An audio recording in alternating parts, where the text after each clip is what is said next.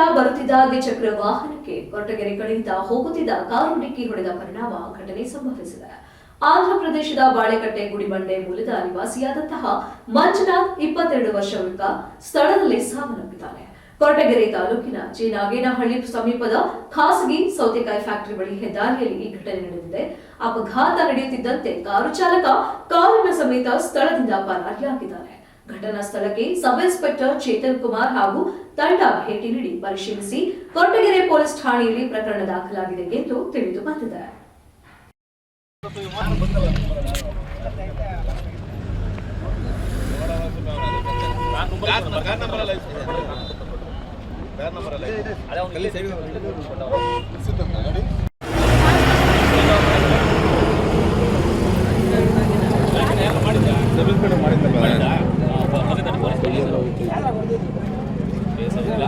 Auto touch ಮಾಡಿದ್ರೆ car ಹೊಡ್ಕೊಂಡು ಹೋಗಿ ಅಂತ ತೋರಿಸಿದ್ರೆ ಆಗ್ತಿಲ್ಲ. ಸ್ವಲ್ಪ ಮ್ಯಾಚ್ ಆಗುತ್ತೆ. ಆಟೋ ಟಚ್ ಮಾಡ್ಕೊಳ್ಳೋದ ಆಟೋ ಹೊಡ್ಕೊಂಡು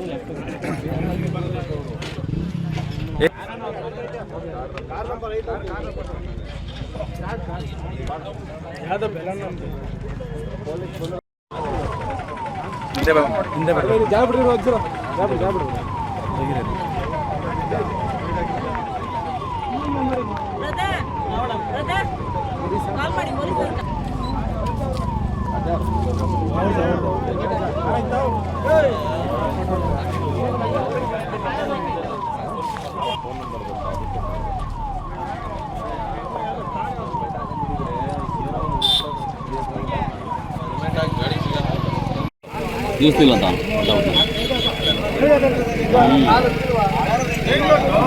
ಹೆಲ್ಮೆಟ್ ಹಾಕಿಲ್ಲ. ಹೆಲ್ಮೆಟ್ ನೋಡಿ ಕಾಪಾಡೋದೀಗ.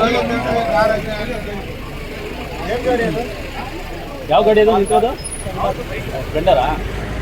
ಅದೊಂದು ಫೋಟೋ ಹೊಡ್ಕೊಬಿಡಿ ಸರ್ ಗಾಡಿದೆ. ಪ್ರದೀಪಣ್ಣರ ಸ್ಪ್ಲೆಂಡರ್.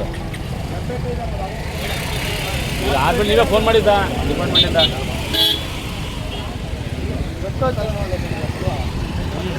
ಇದು ಗೊತ್ತಾಗಲಿಲ್ಲ ನೋಡೋಕ್ಕೆ.